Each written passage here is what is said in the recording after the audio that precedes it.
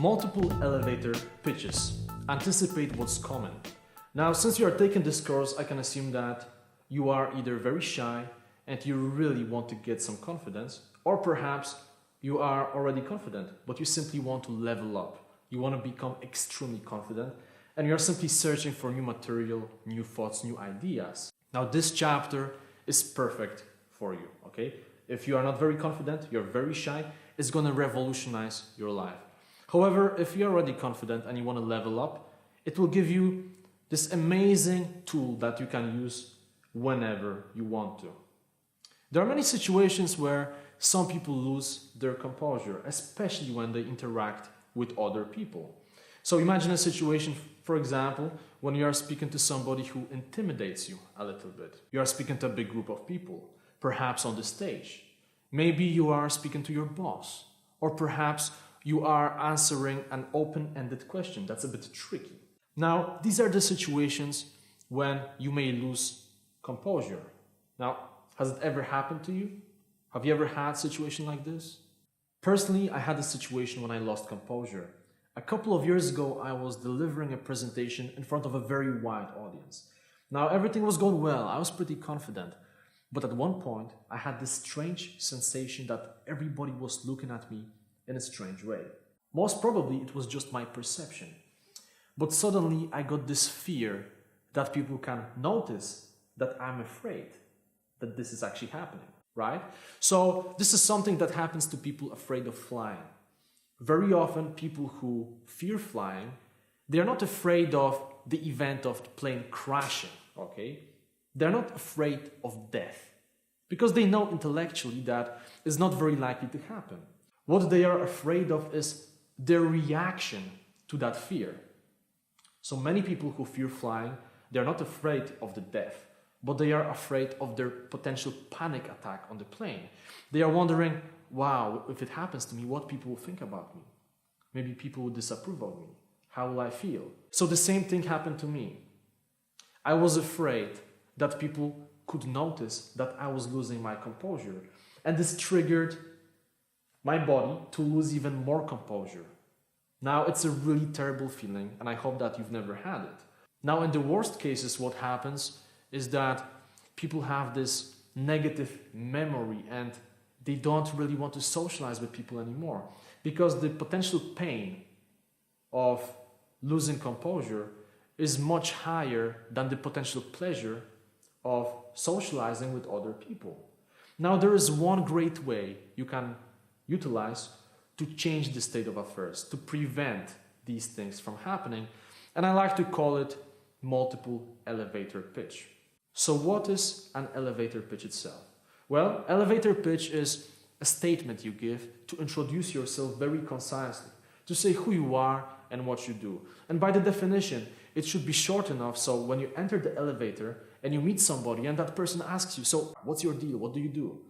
You know how to introduce yourself in a comprehensive way, but at the same time, to stay very concise. Now, the concept of having an elevator pitch is widely known in big companies. So imagine a situation that you are in your office, you are entering the lift, and suddenly you see the big CEO, and you don't know him personally. And at one point he asks you, so, what do you do? Now, what is your response? If you don't have your elevator pitch, you don't really know what to say. I mean, you didn't expect this situation, right? You came to the office, what you expected was to go upstairs, go to your floor and start your everyday job. Now you see this big CEO, you are a little bit stressed, you're losing your confidence, and he asked you, so what do you do? Now you'll probably say something like, I'm managing the onboarding team and at the moment we are working on this project to make the team to make the process a bit more secure, and I'm working with the Tokyo team, and boom, the doors open, you have to leave. It's the 20th floor, the boss is going all the way up, but you gotta leave the lift. Now, what impression have you left on the CEO? Will he remember you? Well, most probably he will not even remember you. Why? Because you are mumbling, okay? You were in the middle of that weird sentence, you didn't know how to introduce yourself, You didn't know how to portray your qualities in the right way, and the doors opened. The opportunity is gone. Now imagine another situation. Imagine that you actually have your elevator pitch prepared. Imagine that you know how to introduce yourself well. You have all these points in your mind. You enter the lift and you see the CEO, and he asks you, "So, I don't really know you, what do you do?"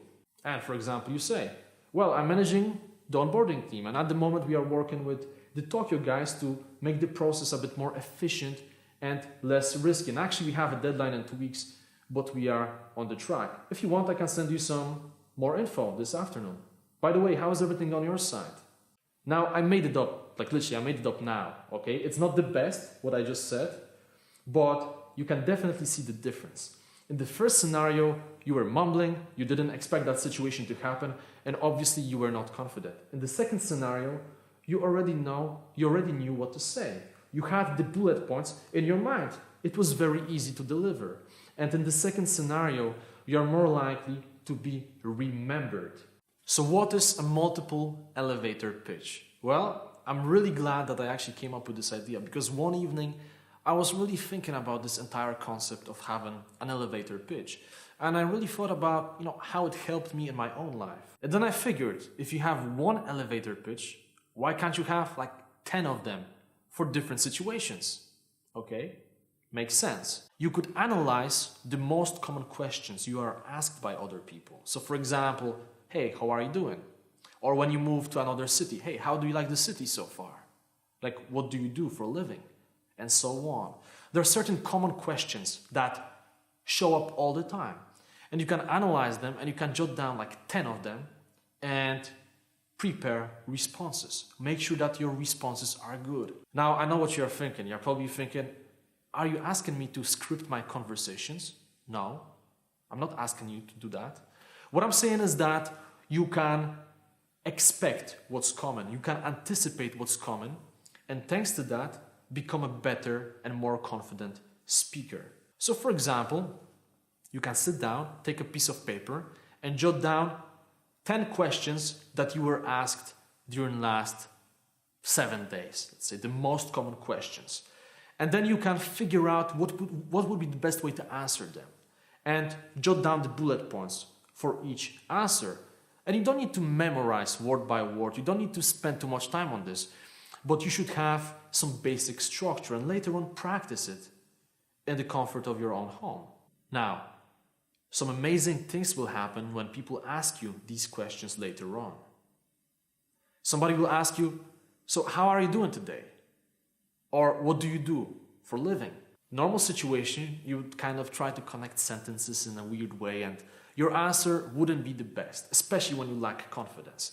But in this case, you already know what you have to incorporate into your answer. You make sure that you don't miss anything. Now, thanks to that, you seem more confident. You seem in control. You feel more confident. Why? Because you already know that you know what to say. In normal situation, you're kind of thinking, "Oh, what's the best way to, how should I do it?" You have all these self-doubts, especially when you're a bit shy, you don't have this very high self-esteem. Whereas now, even if this attractive person of the opposite sex is asking you, "So what do you do for a living?" You know exactly what to say. It's up to you what words you will use, but you know the basic structure. And you gotta remember that first impression matters. It really matters. You can't change the first impression. So when you meet people for the first time, for example, during the business networking event, maybe in the bar, or maybe your friends introduce you to somebody, it's very important how you come across. If you're not very confident, if you doubt yourself, if you don't have very high self-esteem, you may come across as a not confident person. And that's the reality, right? But if you prepare your multiple elevator pitch, if you expect the questions you can be asked, and you spend a little bit of time on figuring out what's the best way to structure your answers, then it's going to change everything. It's going to change everything. Because people you meet for the first time will have a perception that you're this sharp and confident person. And it's going to impact the rest of the conversation.